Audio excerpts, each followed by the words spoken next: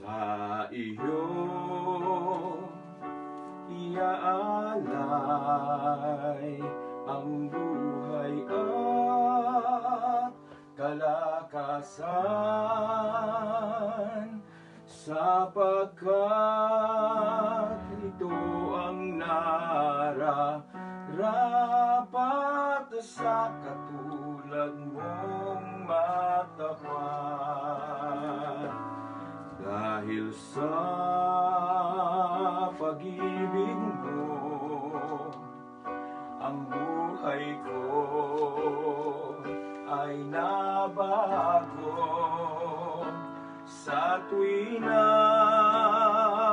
ang ninanais ko ay laging maglingkod sa iyo.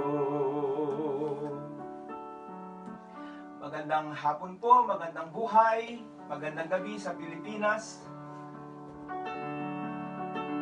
Tayo po'y manalangin. Dakilang Diyos, nagpapasalamat kami. We are so grateful today, this Good Friday. This is really good because of what you have done on the cross for us.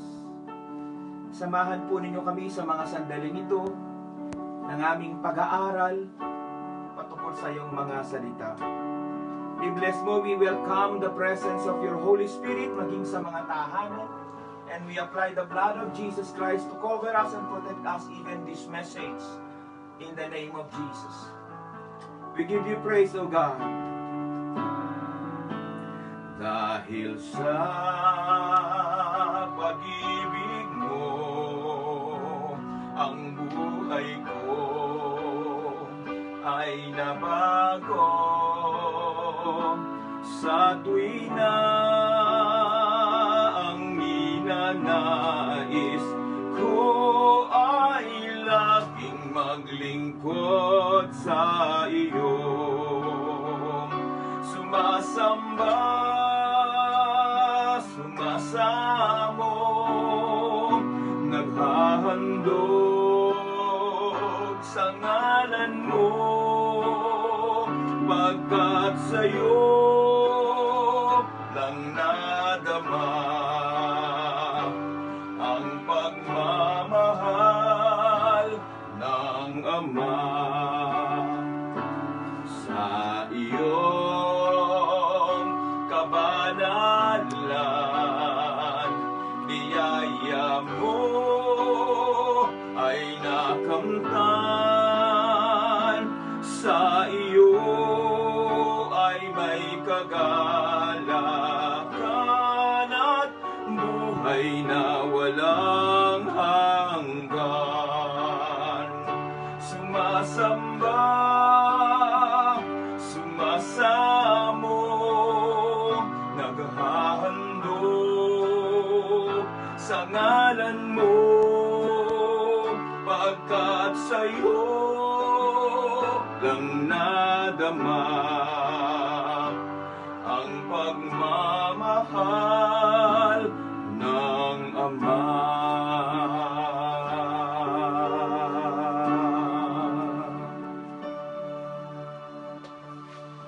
Praise the Lord. Kay Jesus lang natin naramdaman ang pagmamahal ng Ama. Sa oras pong ito ay excited po ang bawat isa. Naka-ready na po, nakaupo. If possible, wala nakahiga. And pag-uusapan po natin ang apat na bagay. Ang una, pag-uusapan po natin yung about the last saying of Jesus Christ. Pag-uusapan po natin yung the silence of the Lamb. Pag-uusapan po natin yung kanyang ginawa, yung para matubos tayo. Walang iba kundi yung saints. At pag-uusapan natin kung paano tayo nilinis at pinatawad ng ating Panginoon. Alas 9 po ng umaga hanggang alas 3 nakabayubay ang ating Panginoong Yesus. That is 6 hour. Kung ito po ay sa minutes, 360 minutes.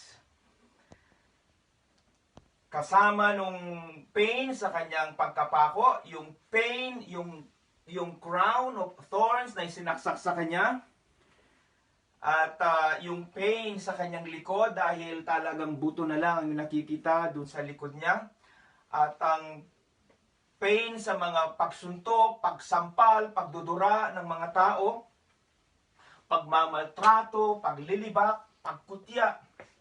Ang masakit pa dito, nauubusan na siya ng dugo. At nauubusan na rin siya ng water sa kanyang katawan. At ang matindi po dito, 2 araw pong hindi siya kumain. So, iba po yung pinagdaan ng sakit ng ating Panginoong Hesukristo. So, yung last sayings ay isi-share po namin magdalawa ng aking asawa, si Sister Irene, sa kanya po yung unang 3, sa akin yung 4 na panghuli. I-welcome po natin si Sister Irene Katakutan. God bless you, my love. Pakinggan po natin ang mga salita ng Panginoon. Magandang hapon po sa inyong lahat na mga makikinig. Ang unang salita po na winika ng ating Panginoon sa kanyang pagkakabayubay sa krus ay ang makikita po natin sa Luke 23 verse 34. Ang sabi po doon, Father, forgive them, for they do not know what they are doing. No? Dito po makikita natin habang siya nakabayubay sa krus, no, hindi niya inalintana yung kanyang nararamdaman, yung pain, yung sakit. Alam natin kung paano yung kanyang nilatay siya, yung koronang tinik, no. Hindi niya ito inalintana, kundi bagkus ang concern pa rin niya ay sa mga tao. Father, forgive them. Hindi nila alam ang kanilang ginagawa. Ano po? So narito po ang naipapakita po natin Panginoong Yesus dito, ang likas niyang pag-ibig. Ano po? Ang katangian ng likas na pag-ibig, di ang conditional love, no? Bagaman siya pinagwiwikaan ng mga masasamang salita habang siya nakapako sa krus, no? Wala siyang kundi ang sinabi lang niya, Father, forgive them, for they do not know what they are doing. Patawarin mo sila, Ama, dahil hindi nila alam ang kanilang ginagawa. Pagmamalasakit sa mga taong ito na kung saan hindi siya nagmalaki na ako ay Diyos ako, no? Kaya kong buksayin ng mga tao. No, hindi niya inisip yun. Bagkus ang inisip niya. Dahil yun ang purpose niya eh. No, ang tubusin ang mga ito sa kanilang mga kasalanan. Ang tubusin tayo sa ating mga kasalanan. Yun. Inunawa niya ang tao. Bagamat no, siya ay Diyos, inabot niya tayo. Inabot niya ang tao. Ganoon ang pagmamahal ng Diyos. Unconditional. No? So, yun po. Ang pangalawa po, ay makikita natin din sa Luke 23 verse 43. Ang sabi po doon, Today you will be with me in paradise. Yung pong 2 pusakal na kasama ni Jesus na nakabayubay sa krus, na kung saan, ang isa'y kinukutsa siya. Ay, kung ikaw ang Mesaya, kung tagapagligtas, ligtas mo ang sarili mo, at iligtas mo rin kami. Subalit ang isa, ang sabi niya, huwag kang magsalta ng ganyan. Oo, tayo makasalanan. Dapat lamang na mapakot mamatay dito sapagkat siya ay wala siyang kasalanan. No? At anong sabi niya? Ang sabi ng tao ng isang kriminal, alalahanin mo ko, sabi niya kapag ika'y naghahari na. Ang sabi ni Jesus sa kanya, today you will be with me in paradise. No? Kinilala lang niya that si Jesus ay hari. Naniwala siya that he is king dahil siguro nakikita niya ano-ano pinagsasabi ng mga to, wala man lamang siyang imik. Ano? Bagkus ang naririnig pa niya na kanyang salita ay mga pagpapala, patawarin mo sila. Kaya ang sabi niya, ngayon din, no? Kakasamahin niya ang Panginoon, ang taong ito. Okay, so, hindi lamang po ang pagpapatawad niya dun sa nagpako sa kanya, kundi itong taong ito na pusakal. Kaya ano man ang kasalanan po natin na nagawa, no, maliit man, malaki. Pag humingi ka ng tawad sa Diyos, ikaw ay kanyang patatawarin. Even, no, to the point of death. No? Pagka binigkas mo, sabi nga niya, ang pangalan, no, ikaw ay tumawag sa kanyang pangalan na taos sa iyong puso, humingi ka ng tawad, ikaw ay patatawarin niya. Ganoon po ang pagmamahal ng ating Diyos na ipinakita niya doon sa krus ng Kalbaryo. No? Kaya sa mga panahong ganito, pag dumating ang mga Semana Santa na ito nga yung mga marami na nagsisisi, maraming humingi ng tawad sa Diyos, sa mga pagkakasala, but after pagkatapos, ano na po, di ba? Makita natin na bumabalik pa rin, bumabalik. Bakit? Dahil hindi taos ang paghingi ng tawad. Pero once na sincerely po na humingi tayo ng tawad sa ating Diyos, tapat siya at patatawarin niya tayo. Dahil yun ang purpose ng pagparito niya, no po. Nung sinabayubay sa krus, yun siya eh. No? Upang tayo ay matubos sa ating mga pagkakasala. Amen. At ngayon po, ito pong pangatlo, ang sinabi po niya, woman, behold your son. So, dito po ay makikita natin sa John 19. Ayan. Pagkakita nga ni Jesus sa kanyang ina, sabi po niya, at nakatayo sa alagad na kanyang iniibig, ay sinabi niya sa kanyang ina, babae, narito ang iyong anak. Okay. So, dito po makikita natin na ang Panginoong Jesus habang siya nagsasuffer siya dun sa cross, nang uhaw na uhaw, sabi nga, nauhaw siya, pero hindi niya inalintana yun, tumutugos ang dugo, no? Sa kanya, pero hindi niya alintana yun, nakita niya ang kanyang ina, nakasama ng kanyang alagad na minamahal, no?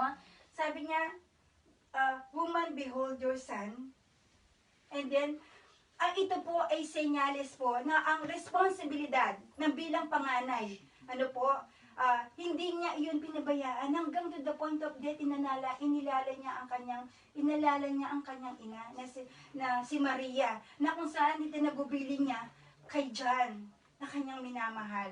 Ano? Dahil alam ni Jesus na si John ay mapagmahal siya dahil kasama niya to, no, nakasama niya araw-araw, no? Kaya walang sala na, walang atubili na talagang ipinagkatiwala niya ito sa kanyang alagad na minamahal na si John. Okay. So dahil po, ito po ay isang batas na kung saan the firstborn, ano po, siya po yung responsibilidad na bilang anak na alagaan niya ang kanyang ina. Subalit nandun siya, nakapako siya sa krus, ano po, at ito inabili niya sa kanyang alagad.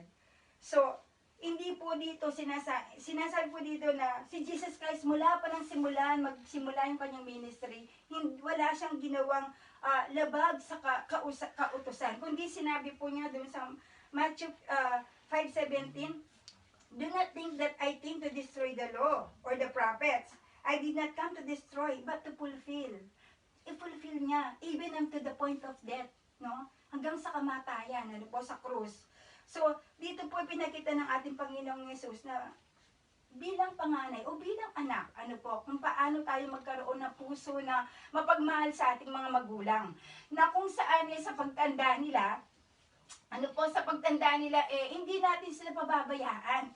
Bagkus pinakita ni Jesus dito ang pagmamahal niya sa kanyang ina, na si Maria, ano po, na ganoon din ang tularan natin, na sa pagtanda ng ating mga magulang, ng ating mga, na ibinigay ng Diyos sa atin ay ingatan pa rin natin sila at igalang pa rin natin sila at alagaan natin sila. Kaya magkaroon tayo ng puso na tulad ng ating Panginoong Yesus na kung saan po ay talagang hanggang sa kamatayan yung pagmamahal niya sa kanyang ina na po hindi niya iyon pinabayaan. So, yun po makikita po natin, no, na talagang God is so good. Our Lord Jesus Christ, no, napakabuti niya up to the point na dun sa yung pain na nararanasan niya, na po, nasambit pa rin niya ang mga salitang ito, na kung saan nagpapatawad siya at kumakalinga sa kanyang ina. So yun po, at itutuloy po ni Pastor ang mga susunod na salita. Praise the Lord. Bless po ba kayo? Napakaganda nung unang tatlo. Ganun lamang po kadali. Pupunta po tayo sa pang-apat. Konting review. Ang una po, sabi niya, Father, forgive them, for they do not know what they are doing. Yung pangalawa po, today, thou shalt be with me in paradise. Pangatlo po, ang sabi niya, woman, behold thy son. Son, behold thy mother. Pag-usapan po natin ang pang-apat. Ang number 4 po ay sumigaw si Jesus Christ. Ang sabi niya, Eloi, Eloi, lama sabachthani. Sa English po ay, my God, why thou hast forsaken me? Sa Tagalog po, Diyos ko, bakit mo ako pinabayaan? Mapansin po ninyo, yung una, it was a prayer. Tinawag niyang, Father, forgive them. Father, bakit po itong pang-apat ng iba po yung tawag niya? Bakit? My God. Ito po yung ginagamit ng ibang sekta. Sabi niya, kung talagang tunay siyang Diyos, bakit tumawag siyang God? Ito'y malaking kontrobersy sa buong daigdig. Listen, yun po yung mga time bilang tao, hinako niya ang lahat ng kasalanan. Nayanig na dilim, biglasang sumigaw ng malakas, my God, why thou hast forsaken me? Iniwan siya ng mga disciples, nagkanya-kanya po sila. Hindi nila kayang mamatay kasama si Jesus. Iniwan siya ng mga taong pinagaling niya. Nasaan ang ginawa niya ng mabuti? Alam po ba ninyo, kaya ni Jesus Christ na iwanin siya ng lahat. Pero ang pinakamasakit kay Jesus Christ sa oras na iyon ay ang iwanan siya ng kanyang ama. Inalis ng God the Father ang tingin niya sa kanyang anak sapagkat ang lahat ng kasalanan ng buong sangkatauhan in the past, present, and future ay pumunta lahat sa katawan ng ating Panginoong Hesukristo. Kaya hindi pwedeng i-tolerate ng Father in Heaven ang kasalanan. Kung kaya't inalis niya, iniwan siya ng Ama. Kaya sabi ni Jesus, bakit mo ako pinabayaan? Yun ang pinakamasakit at pinakamalungkot na pangyayari o buhay maging sa buhay ng mga tao. Maraming mga tao malungkot. Maraming mga tao, iba yung pinagdadaanan nilang pighati. Pero maniwala po kayo, kapag ang presensya ng Panginoon, ang kasama nyo every single day ng buhay nyo, ang sarap ng buhay. Ang sarap po ng buhay. Ang sabi po ng Mark 15:34, at ng oras na ikasyam, ay sumigaw si Jesus ng malakas na tinig, Eloi, Eloi, lama sabachthani? Na kung liliwanagin, Diyos ko, bakit mo ako hinabayaan? Yung pang-apat pong yun ang time na hinako niya ang lahat ng pagkakamali, pagkakasala, kasama ang lahat ng sakit at karamdaman. Ang panglima po, sumigaw po si Jesus, ang sabi po niya, I thirst. Sabi niya, I thirst. Nauuhaw ako, sabi po ni Jesus Christ. Alam niyo po, sa mga manlalaro, sa mga mananakbo, imagine po ninyo, isang oras lang ng pagtakbo ay mauubusan ka na ng water, kaya maghahanap ka agad ng water at sabihin mo, I thirst. Nauuhaw ako. Kaya lagi silang may dalang tubig. Imagine po ninyo si Jesus Christ, 6 hours siyang nakabayubay sa krus.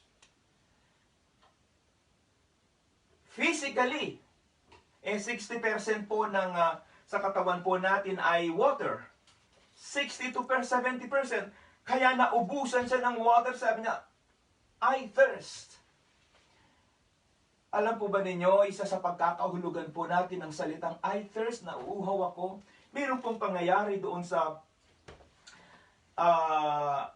John chapter 4, may kinausap si Jesus Christ na isang Samaritana. Habang sila nag-uusap na gano'n, sabi ng Samaritana, sa ating kultura, hindi bawal makipag-usap ang mga Hudyo sa aming mga Samaritano. Humihingi kasi ng tubig si Jesus Christ, bigyan mo ko ng tubig. Bakit ka humihingi ng tubig? Isa kang Hudyo. Listen to me. Ang sabi ni Jesus Christ, ang lahat ng umiinom ng tubig dito sa balon na ito ay mauuhaw ulit. Pero ang lahat ng iinom sa tubig ng buhay, hindi sila mauuhaw kailanman. Pinakilala ni Jesus ang kanyang sarili as the water of life. Nanampalataya po yung Samaritana. Alam po ba ninyo, ang buong city or village, nahikayat po ng babaeng yun dahil sa salitang I thirst. Possible, I believe, pinainom siya. At naniwala siya sa mensaheng dala ni Jesus Christ na siya ang Messiah. He is the water of life. Marami ho sa inyo lagi kayong nauuhaw, hindi man tubig. Marami kayong maraming uhaw sa mga bagay na spiritual. Sabi ni Jesus, I thirst. Sumigaw siya sa cross. Ang sigaw na yon, hindi lamang po syudad ang gusto niyang iligtas. Gusto niyang iligtas ang sangkatauhan. Kaya sabi niya, I thirst. Kung manimpalataya lang tayo sa Kanya, that He is the water of life. Kailanman hindi tayo mauuhaw na muli.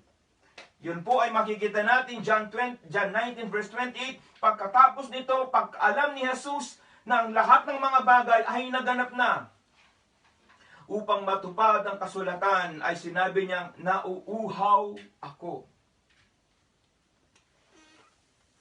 Listen, number 6. Ang sabi po ni Jesus, sumigaw siya, it is finished. Sabi niya, natapos na. Sa John chapter 19 verse 30, nang matanggap nga ni Jesus ang suka, kasi pinainom siya ng suka, mapait po yun, or maasim, ay sinabi niya, naganap na. Iniyukayok ang kanyang ulo at nalagot ang kanyang hininga. Sabi ni Jesus, sumigaw siya, it is finished. Alam po ninyo, hindi basta-basta pagkasigaw ito eh. Ito ay, it is a shout. I believe it is a shout of victory. It is finished. Parang si Pablo, sabi niya, I finished the race. I have fought the good fight of faith. I have kept the faith. Sabi niya, I finished the race. Parang ganun yun. He emptied himself.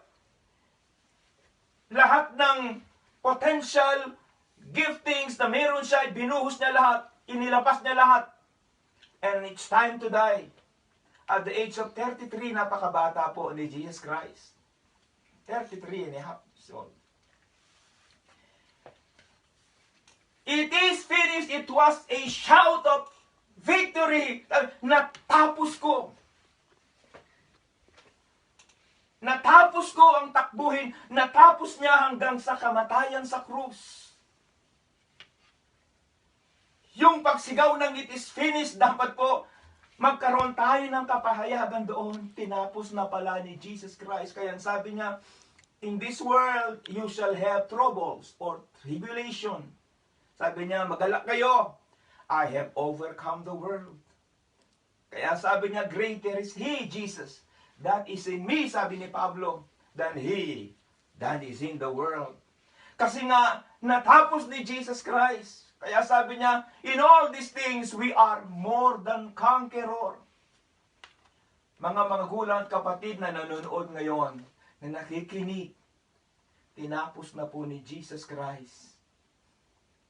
Natapos niya ang kanyang mission. Number 7.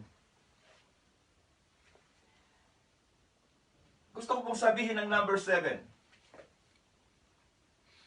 Father, sabi niya, into thy hands I commend my spirit. Father, into thy hands I commend my spirit. Ito po yung, alam niyo kapag magiging ano ka na, kakausapin ng mga mamamatay. Halimbawa, parents yung namatay, marami siyang habilinan. Magmahalang kayo, mag-away-away kayo, hindi na tayo magkikita muli. Yun laging habilin. Mag-away. Ang sabi ni Jesus, magmahalan kayo, huwag kayong mag-away-away. Yun po ay habilin ng mga magulang sa kanilang mga anak. Listen to this. Ang sabi po niya, Father, tignan po ninyo yung una, Father, forgive them, yung pinakauna. Pagdating niya sa number 4, my God, kasi inako po niyang lahat ng kasalanan. At yung pinakahuli, bumalik po siya sa prayer. Sabi niya, Father, mga kapatid, ito po yung sikreto ng buhay. Magsimula lagi tayo sa prayer, magtatapos tayo sa prayer. Etong maganda, Father, sabi niya, into your hands. Alam po ni Jesus Christ kung kanino niya ipagkatiwala ang buhay niya. Into your hands, sa kamay ng kanyang ama. Dahil ang mga kamay ng mga tao malupit. Yun ang mga kamay na nagpako sa kanya, mga kamay na sumampal, sumuntok. Malulupit ang mga kamay. Pero ang kamay niya ang buhay niya ay pinagkatiwala niya sa kamay ng kanyang ama. Father, into your hands I commit my spirit. Sabi ho ng Biblia, nalagutan siya ng hininga. Ano po yung verse natin dyan? Sabi niya, at si Jesus na sumigaw ng malakas na tinig ay nagsabi, Ama, sa mga kamay mo'y pinagtatagubilin ko ang aking espiritu. At pagkasabi nito'y nalagutan siya ng hininga. I-recap ko po yung 7. Ang una, Father, forgive them, for they do not know what they are doing. Ito po ay panalangin ng comprehension. It was a prayer, a message of concern, and a message of compassion sa tindi ng sakit. Ang pain na nararamdaman niya, ipinadapa pa rin ng Panginoon ang kanyang love. Father, forgive them. Ang sabi niya sa number 2, Today thou shalt be with me in paradise. It was a message of today's hope. It was a message of hope. Kapatid, may pag-asa. Kahit anong pinagdadaanan mo ngayon. At kahit may mga nanonood ngayon na tinamaan ka ng virus, may pag-asa. Today, sabi niya, Thou shalt be with me in paradise. It was a message of happiness. Paradise. A message of home. At ang number 3 po, it was a message of responsibility. Sabi niya, John, anak, son, this is your mother. Woman, this is your son. At ang pangapat po ay doon kinuha ni Jesus Christ ang lahat ng kasalanan mo, kasama lahat ng sumpa, sakit, karamdaman sa kanyang katawan. My God, why thou hast forsaken me? At ang panglima po, sabi niya, I thirst. Yun po ay sigaw, ay pangungusap na kung saan kailangan nyo ang water of life na hindi kayo kailaman mauuhaw. Maraming taon, marami silang hinahanap na hindi nila alam kung ano yun. Si Jesus po ang hinahanap po ninyo.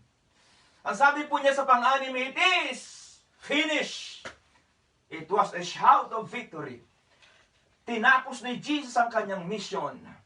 At ang pang-7 po, into your hands I commit my spirit.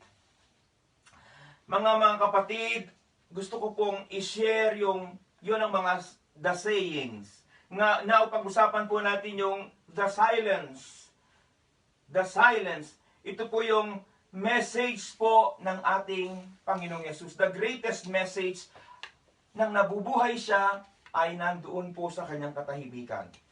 The silence. 360 minutes, that is 6 hours. Kung isa-summarize po natin yung 7 last word, isa-summarize natin lahat yun, isa-sum up, sasabihin mo ng dire-diretso, 1 minute po. Nasa 1 minute lang siya. So, ano ang sinabi ni Jesus Christ doon sa 359 minutes? Tahimik po siya. Tahimik po siya. The greatest message Jesus had during his earthly ministry is at the cross, the message of silence. Alam po ninyo ang mga tupa, the lamb. Sabi ng Bible, Jesus is the Lamb of God. Sabi po ni John the Baptist, sabi niya, Behold, the Lamb of God who takes away the sins of the world. Kanino pong lamb? Hindi lamb ng sino-sino. Jesus is the Lamb of God. Galing talaga siya sa langit. Binigyan siya ng katawan sa magitan ng pangalang Jesus Christ. He is the Lamb of God who takes away the sins of the world. Alam mo kapag pinapatay, kinakatay daw yung mga tupa, sila po ay hindi umiiyak. Sila po ay umiiyak, hindi sila sumisigaw, hindi katulad ng aso, kapag kinatay mo yan, maglalaban yan, o mangangagat yan, o kapag kinatay mo ang baboy, maramdaman mo yung pain, sisigaw sila. Pero ang tupa kapag kinatay mo, umiyak lang daw po sila. Tahimik po sila. Ganun po si Jesus Christ. He is the Lamb of God. Kaya gayon na lamang po yung katahimikan niya. Yung katahimikan niya kasi yung time na nandoon siya sa cross. Yun ang time ng bigat ng kasalanan na nararamdaman ng buong sangkatauhan. Kailangan niyang buhatin ito lahat. Kailangan niyang hakuin lahat ito. Alam po ba ninyo na yung pangalawa, yung importante, yung cross. Gusto ko maintindihan po ninyo yung cross. Ang sabi ni Jesus sa kanyang mga disciples, If any man come after me, let him deny himself. Take up his cross daily and follow me. Take up his cross daily and follow me. Ang sabi po ni Jesus, take my yoke. Sabi niya, learn of me, for I am humble and gentle. You will find rest sa iyong kaluluwa. Ang sabi ng Matthew chapter 11 verse 29. The cross is attracted by confession. Kapag sinabi po ninyo na Jesus is my Lord, alam po ninyo, ina-attract po natin yung world. Listen. The cross is attracted by our confession. About sinabi kong Jesus is Lord. That is the day you attracted all the cross ain't in control. Because He wants to make Himself Lord of your life. Kapag sinabi mong Jesus is my Lord, siyang maging Panginoon ng buhay mo, parang sinasabi mong hanggang sa kamatayan susunod ako. Ang ibig sabihin, willing kang hanggang sa kamatayan. That is the cross. The cross is the cause of leadership. The cause of leadership is the cross. Another one, the cross is the price of standing against the tide. A cross is living to a higher authority, even at the violation, at the point of your own life. Another one, the cross is allegiance to the great master. The cross is following a path for a higher life. Marami po sa inyo na may mga pangarap, may mga gustong maabot. Mga dreamer dyan, congratulations. Makinig po kayong mabuti. Lahat ng nangangarap, lahat ng gustong sumunod kay Jesus Christ, kailangan po natin ang cross. Ang cross ay yung discipline na gagampanan mo. Lagi ko pong sinisir ito sa mga nananalo, sa mga tumatanggap ng medal. Ang usapan dito ay yung kanilang pinagdaanan. Yung mga successful, mga preacher, successful businessman, may mga pinagdaanan po silang cross. How many times silang bumagsak? Naalala ko po si Jesus Christ, 3 times po siyang bumagsak, pero pinilit niyang tumayo. Kasi iniisip kanya. Naalala ko rin, yung isa, may mga babae umiyak sila. Sabi ni Jesus, ang iyakin ninyo ang mga mahal niyo sa buhay. Kasi kailangan ni Jesus Christ na tapusin ang takbuhin. Kailangan siyang makarating hanggang sa cross para sa humanity. Naalala ko po si Peter. Nagkakausap sila, anong sabi ng mga tao sa akin?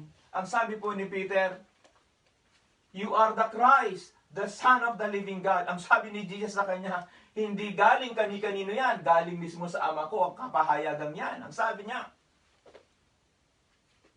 mga ilang oras lang sila nag-uusap.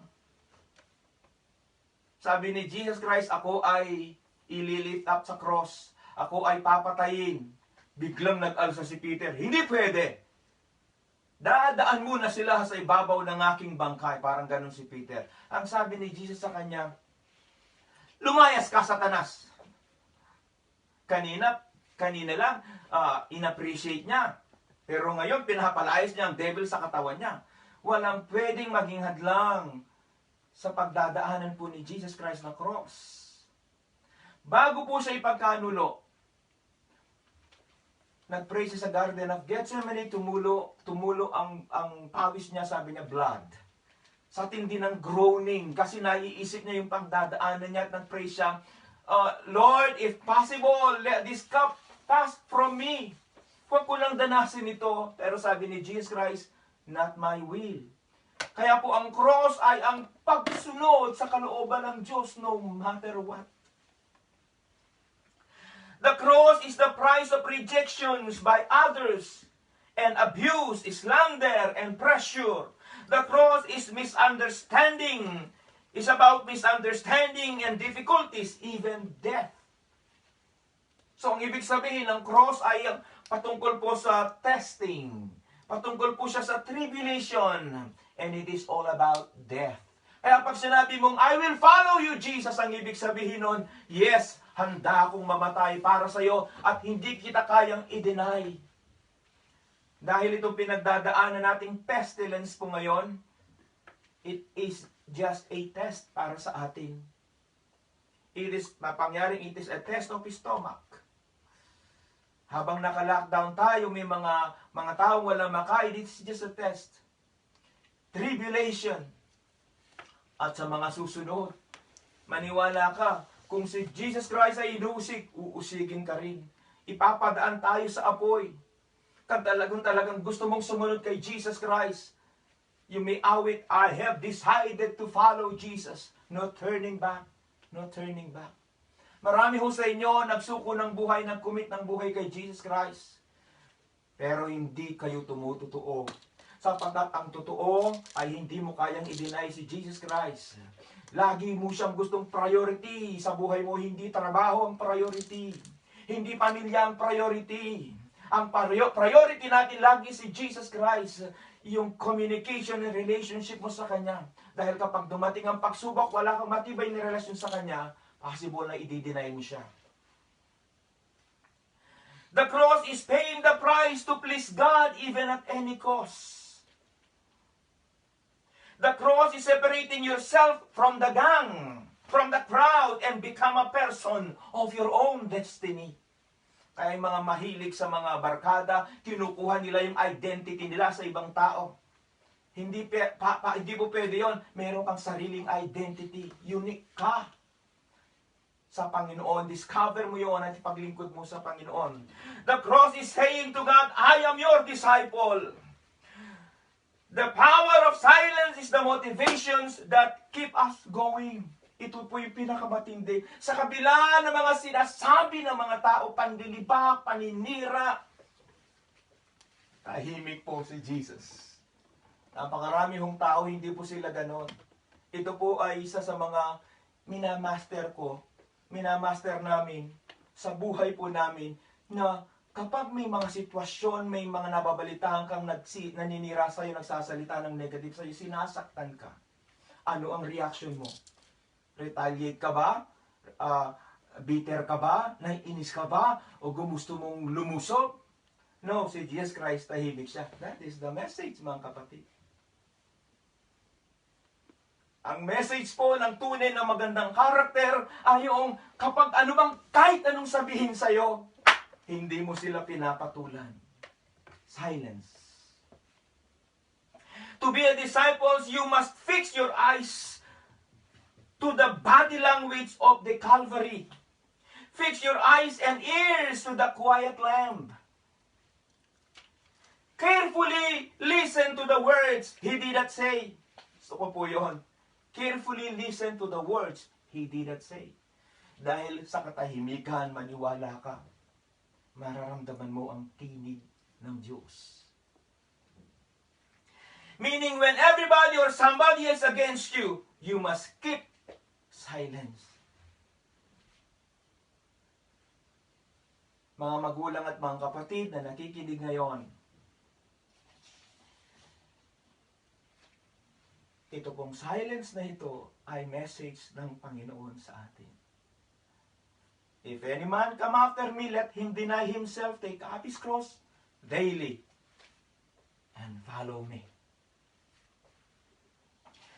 Alam po ba ninyo bakit sinabi ni Jesus Christ ang 7 last word na yon at yung katahimikan niya? Dahil gusto niyang isolve ang problema ng kasalanan. Guess what?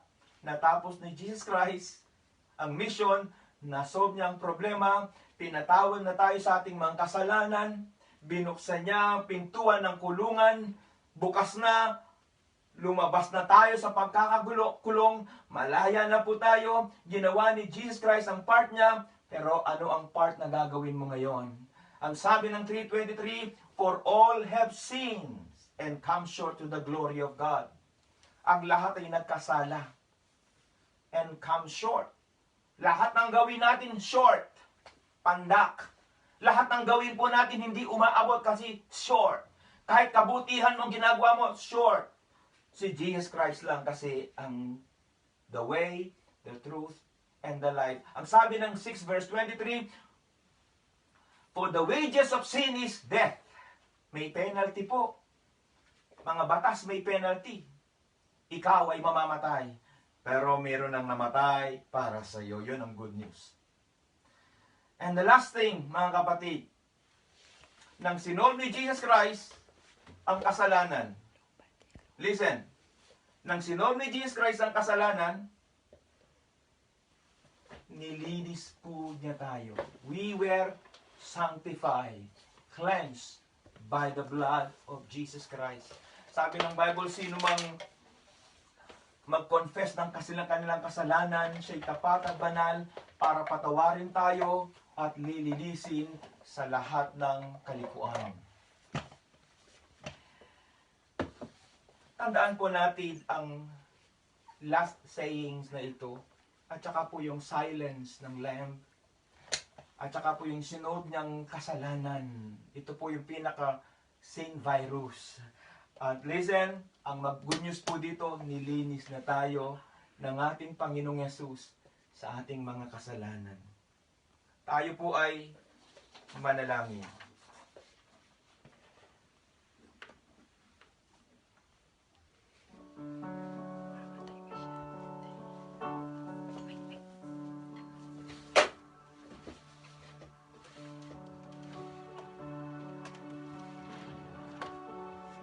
He was wounded for our transgression.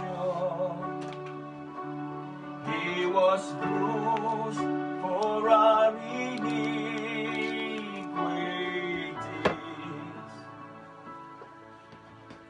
Surely he bore our sorrow.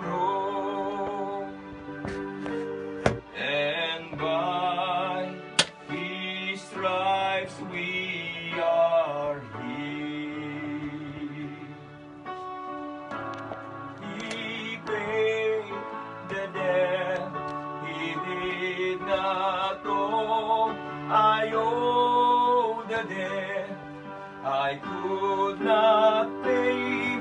I need someone to wash my sins away. And now I sing a brand new song, amazing grace. Christ Jesus paid the debt that I could never pay.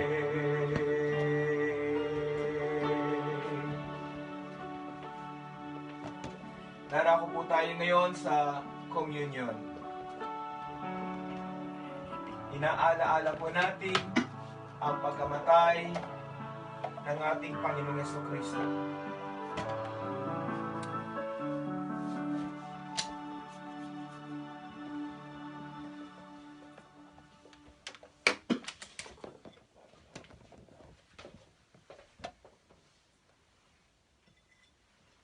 I believe around the world, communion po ang lahat, lalo na sa body of Jesus Christ. Ang tinapay ay elemento ng katawan ng ating Panginoong Yesus na pinaglatay-latay, at ang juice ay ang elemento ng dugo ng ating Panginoong Yesus.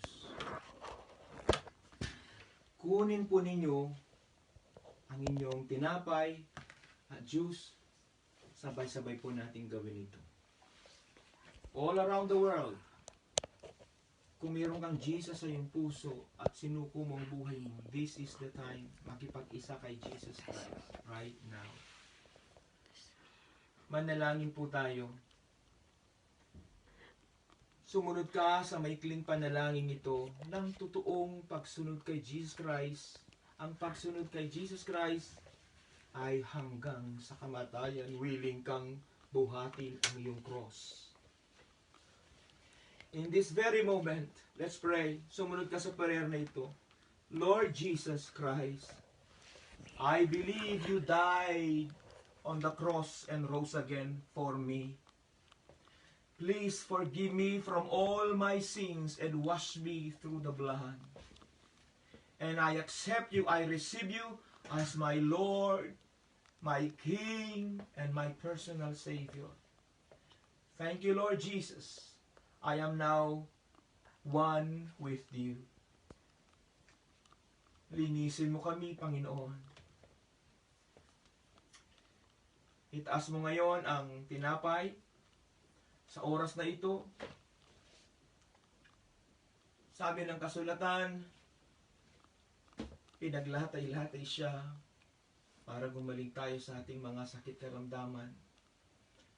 Ang blood, kapag kinain natin ang tinapay at ang blood na ito ininom natin, magiging isa po ito sa katawan. Kaya one, or the body of Jesus Christ by faith. Tayo po'y mag-pray. Tas natin ang tinapay, sabay-sabay po tayo. Dakilang Diyos, sa oras pong ito, salamat sa katawan na pinaglatay-latay upang gumaling ang anumang karamdaman, at dahil sa latay na yon, umagos ang blood, tumulo. Kaya sa oras pong ito, inaangkin namin ang kagalingan. At ang blood, Panginoon, isanctify po ninyo ang juice na ito bilang elemento ng dugo ni Jesus Christ.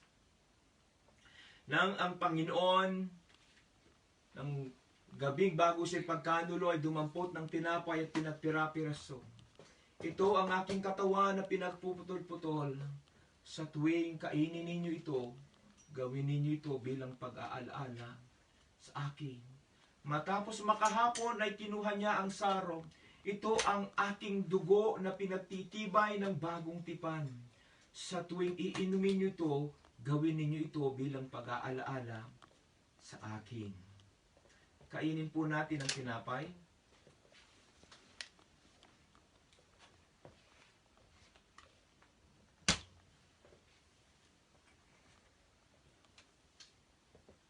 Uminom po tayo.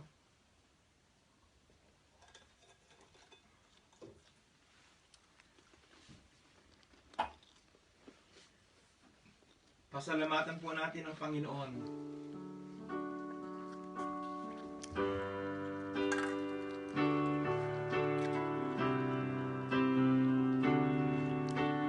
God be the glory. To God be the glory. To God be the glory for the things He has done. With His blood He has saved me. With His power He has raised me. To God be the glory for the things He has done.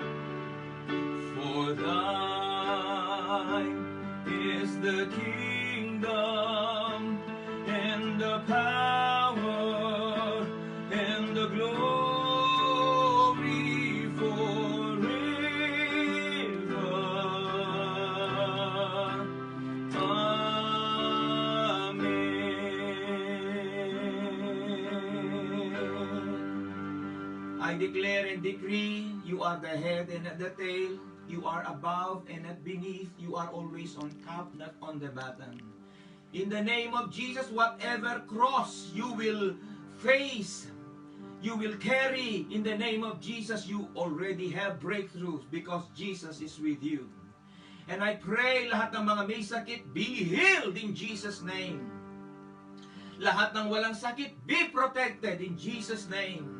At salamat, Panginoon, dalangin ko lahat ng nanonood ngayon, at nakikinig, pinagpala mo na silang lahat.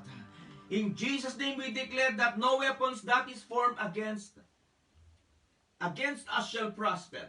No coronavirus that is formed against us shall prosper. No problems, no sickness, no poverty, no lack that is formed against us shall prosper. In Jesus' name, you are forever blessed. Amen and amen.